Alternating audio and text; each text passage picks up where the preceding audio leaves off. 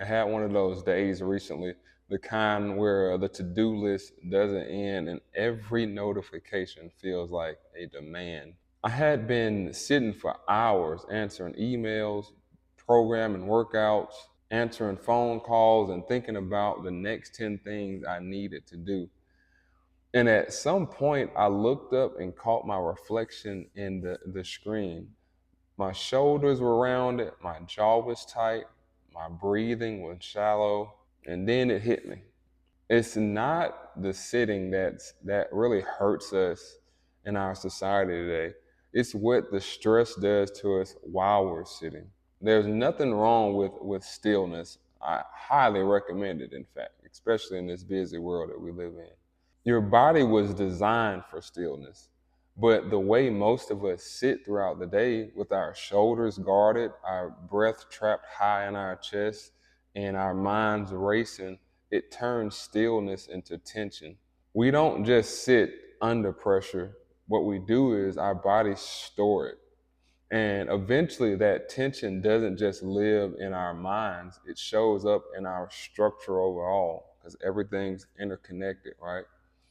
And so your body is one continuous intellectual system, a web of fascia, muscles, nerves, all communicating every second of the day. And so when stress hits, that system stiffens to protect you. That's natural, it's survival, it's all a part of our bodies doing what they're supposed to do. But if you ever release that tension, if you never deeply move intentionally or let it go, your nervous system, it stays stuck in defense mode, stays in the flight or flight. And your breath shortens, your hips will start to tighten up, your shoulders will start to roll forward. Your body begins to mirror what's going on in your mind. And we call it bad posture, but it really is just unresolved stress living in your tissues that's causing that bad posture to happen. And so you're not broken. If anything, you're just bracing because of what's going on. And so that day I decided to take my own medicine.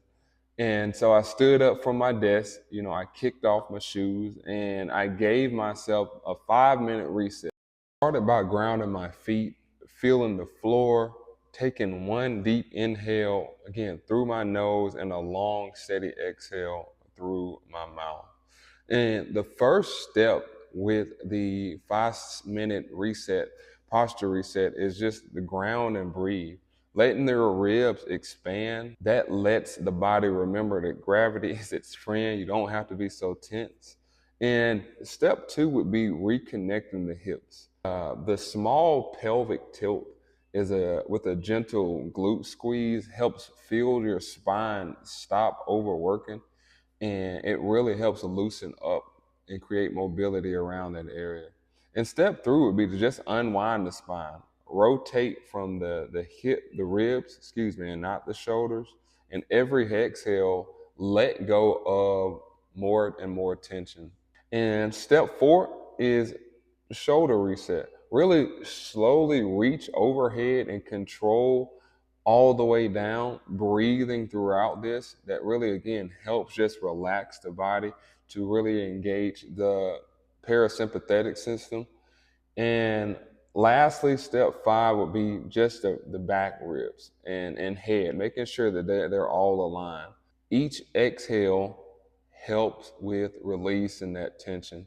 And the 5 minutes, these 5 minutes, that's all it took for the stiffness to fade and my whole system to really just feel quiet again and relax.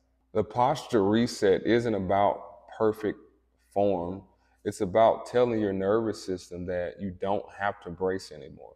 You don't have to stay in fight or flight, and you can relax. And so when you breathe, align, and move with awareness, you're not fixing just the posture. You're really restoring your rhythm. You're calming your nervous system down. You don't need to punish yourself for sitting, however long you're sitting throughout your day. You just need to remember to breathe and reconnect. Strength without peace is not balance. And the strongest thing that you can do for your body is finally just let it exhale, let it relax.